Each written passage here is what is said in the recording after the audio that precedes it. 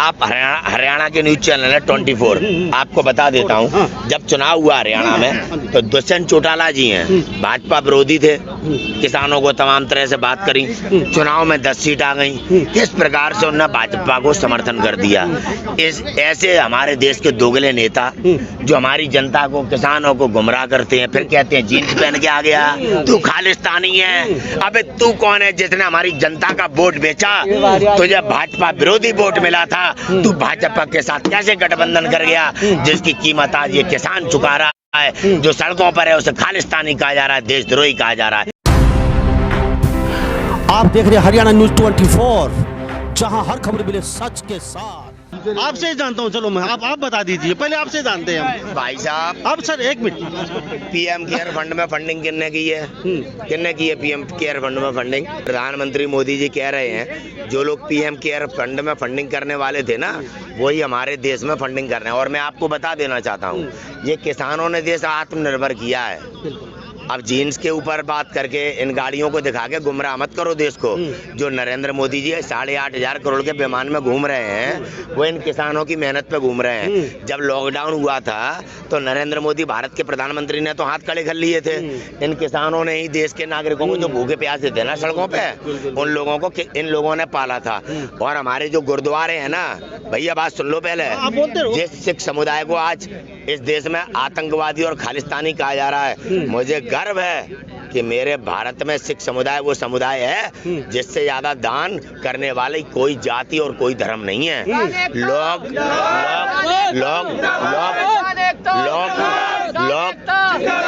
जो आज राष्ट्र हित और जाने क्या क्या के बातें करके श्री राम का नाम का नारा लगा के देश को गुमराह करके जो देश लूटा है ना जिन्होंने, आज देश उन्हें समझ चुका है। ये खालिस्तानी मुंडे नहीं है, ये वो लोग हैं जिन्होंने देश के गरीबों को रोटी दी है। हमारा देश इनका ऋणी रहेगा सदैव।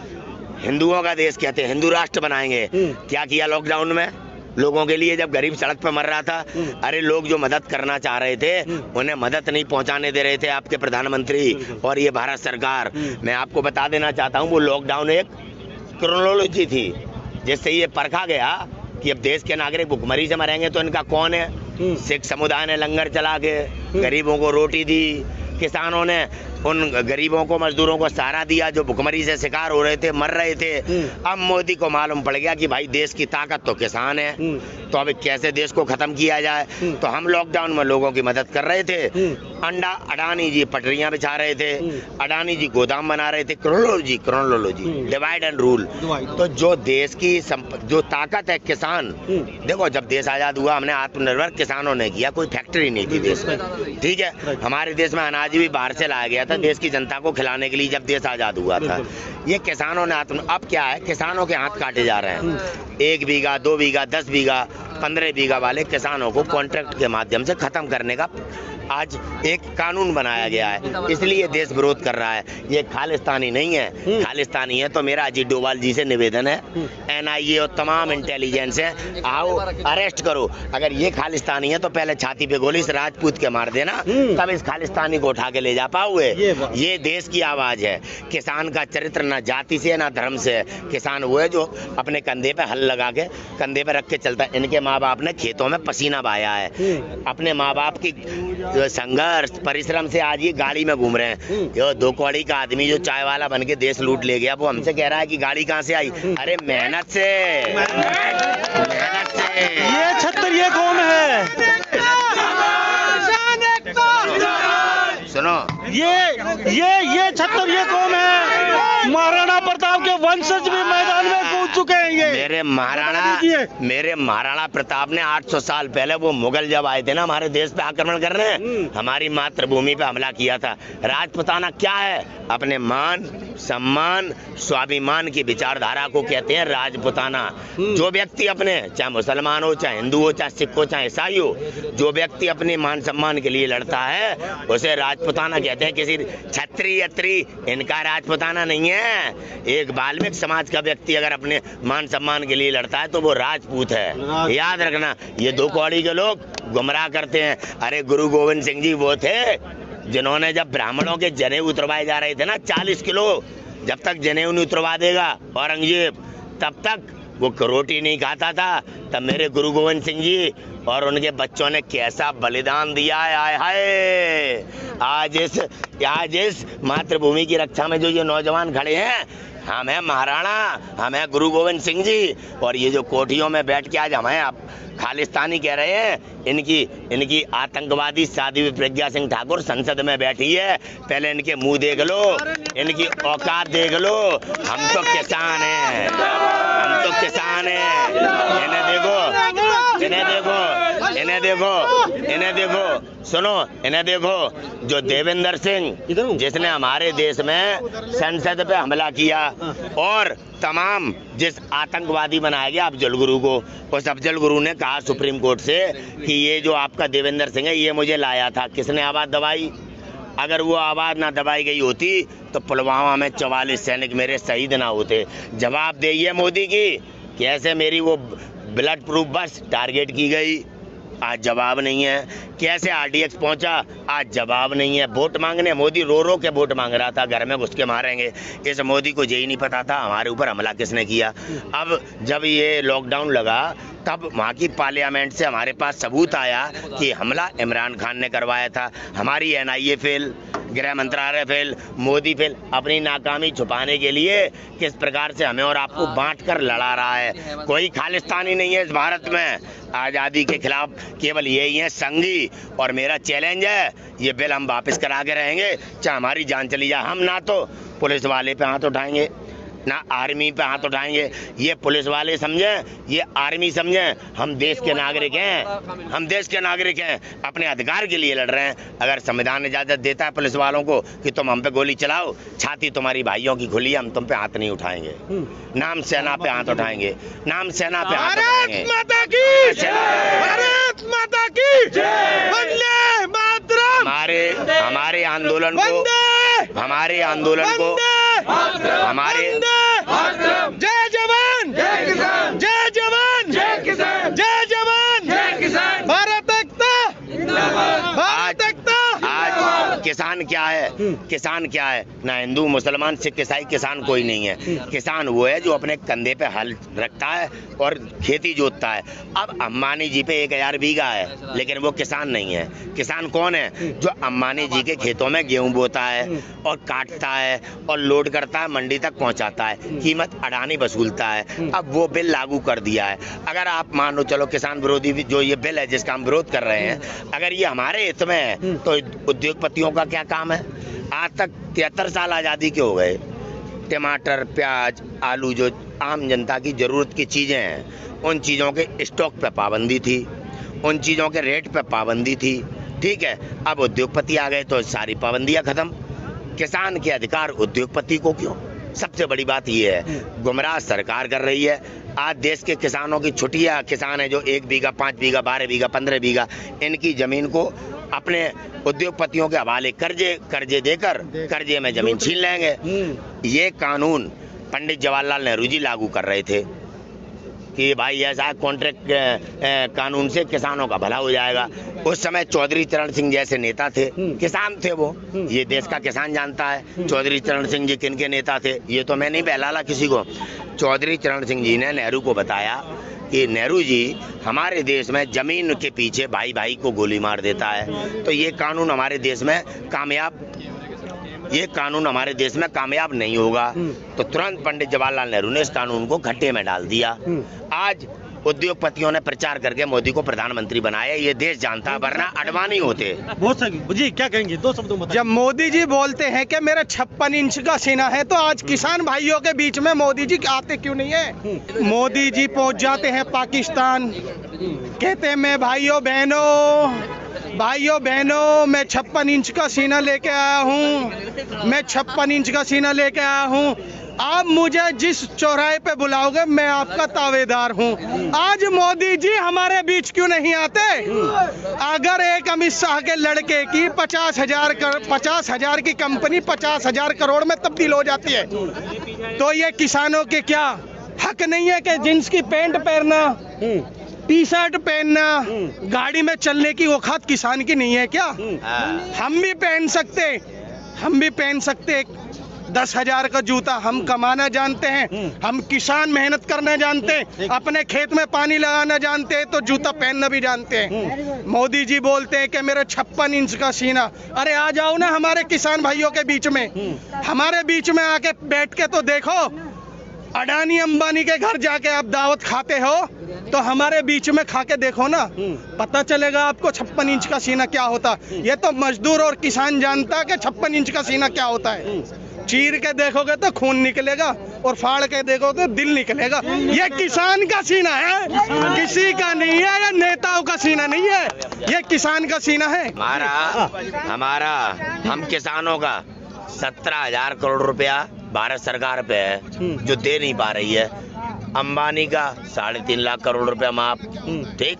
बाबा रामदेव का 2200 करोड़ रुपया माफ। इनके गुजराती भगोड़े, एक भी कोई मुसलमान और सरदार तो नहीं था, कोई मुसलमान और सरदार भगोड़ा तो नहीं था। कौन है भगोड़े, देश जानता है। उनका कर्जा माफ। 17,000 करोड़ देश के किसान का कर्जा भारत सरकार पे। ये हमसे पूछ रहा है जीन्स पहन रहे हो, जिदे गाड़ी भी है, जे टक्कर लगाना चाहे लगा ले।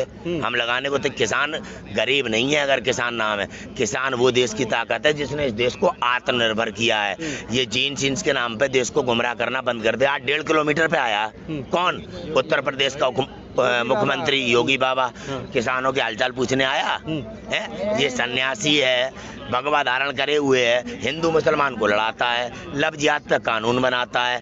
अब इनने लव जिहाद के नाम पर बेटियों की आज़ादी छीनने का कानून बनाया है।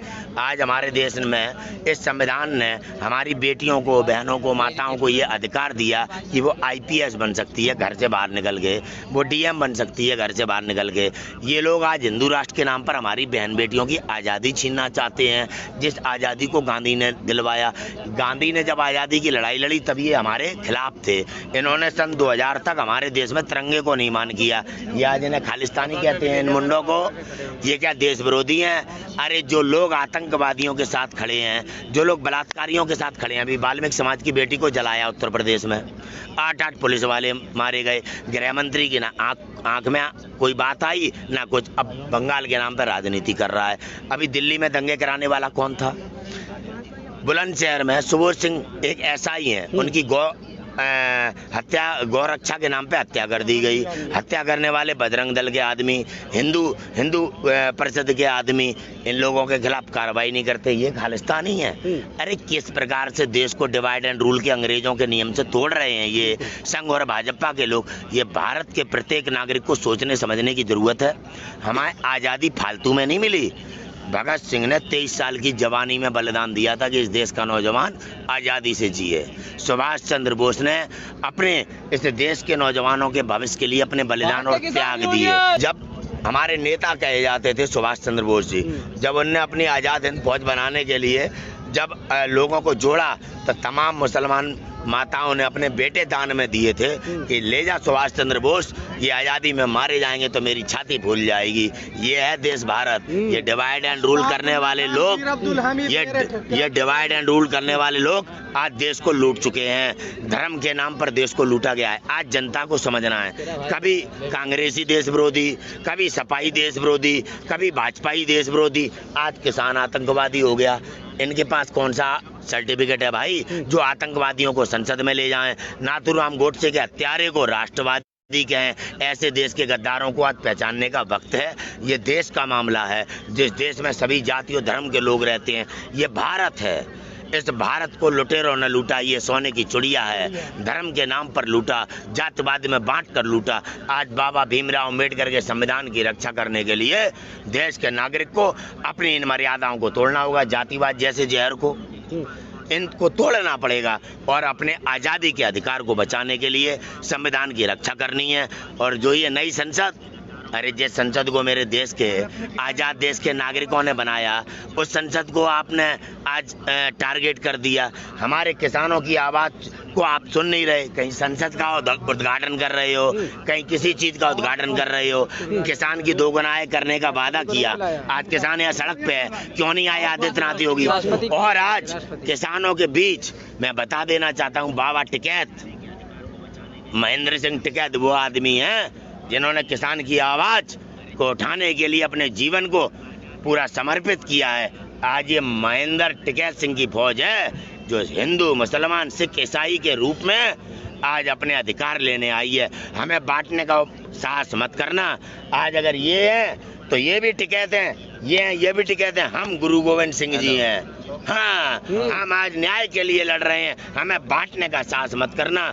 जो टिकैत जी को मानता है वो भी राष्ट्रीय है और जो अपने गुरुओं को मानता है वो भी राष्ट्रीय। हमारी लड़ाई एक है, बांटना नहीं है धर्म के आधार पर। आप हरियाणा के न्यूज चैनल है 24, आपको बता देता हूँ, जब चुनाव हुआ हरियाणा में तो दुष्यंत चौटाला जी हैं, भाजपा विरोधी थे, किसानों को तमाम तरह से बात करी, चुनाव में 10 सीट आ गई। किस प्रकार से उन्होंने भाजपा को समर्थन कर दिया।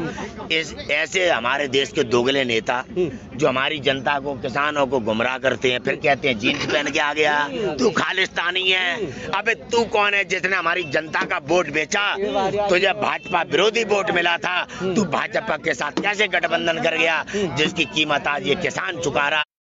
जो सड़कों पर है उसे खालिस्तानी कहा जा रहा है, देशद्रोही कहा जा रहा है। हम अपने अधिकार मांगने आए हैं। कितने बिल वापस हुए हैं इस देश में ये दुनिया जानती है। जब किसानों ने ये बिल मांगा नहीं तो क्यों?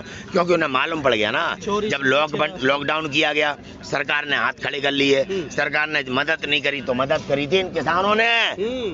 भूखी जनता को, तड़पती हुई जनता को खाना खिलाया किसानों ने। इनने जिन्हें खालिस्तानी कहा जा रहा है, इनने उस समय गरीबों की मदद करी। और ये जो दुष्यंत चौटाला जैसे लोग हैं ये घरों में बैठे रहे, हमारे वोट की कीमत वसूल कर ली 35 करोड़ 50 करोड़, जिसकी कीमत आज ये गरीब किसान चुका रहे हैं। ऐसे जब तक नेताओं का हम पतन नहीं करेंगे हमारे अधिकार नहीं मिलेंगे।